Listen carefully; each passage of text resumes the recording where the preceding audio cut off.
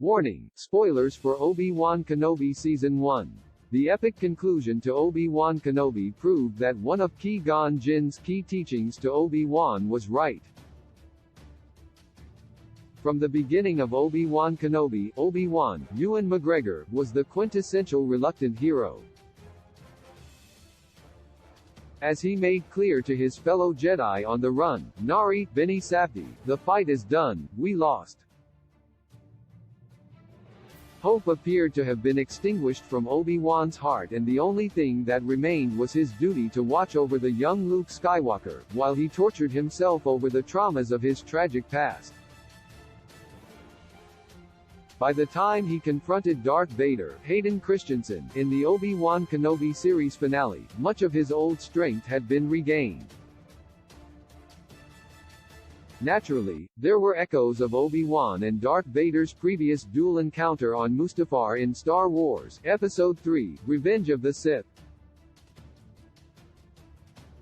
However, despite being a much more even fight than in Obi-Wan Kenobi Episode 3, Vader eventually gained the upper hand and left Obi-Wan trapped and unable to move beneath a pile of rocks and earth. The means of his subsequent escape could be seen as Obi-Wan finally learning the first lesson taught to him by Qui-Gon Jinn, Liam Neeson, in Star Wars, Episode 1, The Phantom Menace. In the opening moments of the movie, Obi-Wan uttered the classic Star Wars line, "I have a bad feeling about this," when he explained to his Jedi Master Qui-Gon Jinn, that, "It's not about the mission, Master. It's something elsewhere, elusive." He was advised by the older Jedi to keep your concentration here and now, where it belongs. Obi-Wan's failure to concentrate on the moment was repeatedly displayed in Obi-Wan Kenobi through his fixation on the guilt and trauma of the past. Ultimately, it was by letting go of the past and concentrating on the present that Obi-Wan was able to escape and defeat Darth Vader again. The switch in his focus was certainly made clear. Obi-Wan's initial reaction to being buried by Vader was to focus again on everything he had lost and, specifically, the guilt of failing to stop his best friend, Anakin Skywalker, from becoming Darth Vader. This was hardly surprising, since this bad feeling was effectively all he had known and felt before the events of Obi-Wan Kenobi. 10 years of pain after leaving Darth Vader burnt and maimed on Mustafar was a lot to overcome, but in this moment of apparent defeat, Obi-Wan's thoughts turned away from visions of the past. Instead, he found a way to focus on visions of the present and the hope for the future in the form of the Skywalker twins Luke and Leia.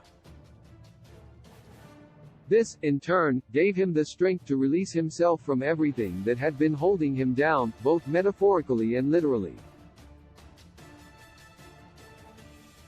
The potential significance of the part played by Qui-Gon Jinn's teachings was backed by his appearance as a Force ghost in Obi-Wan Kenobi Episode 6. Throughout the series, Obi-Wan had tried to contact Qui-Gon through the Force, but it took until the final moments of the series for him to appear.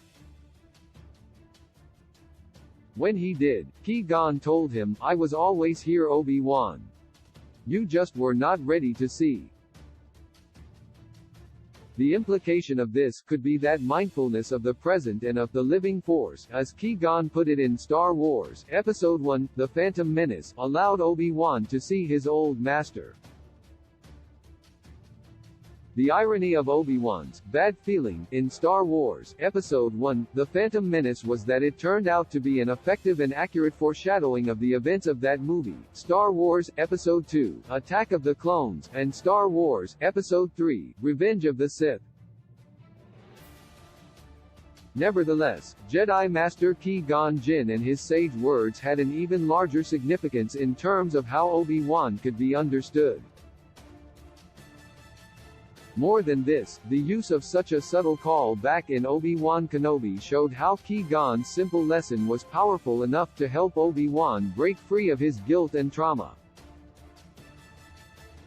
Want more Obi-Wan Kenobi articles? Check out our essential content below.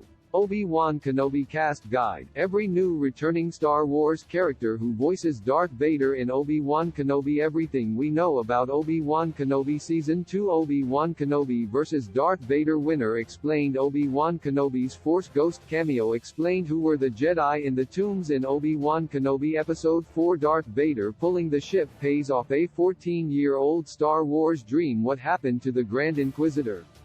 Every Jedi alive during Obi-Wan Kenobi's timeline. Key release dates. Rogue Squadron release date, the 22nd of December 2023.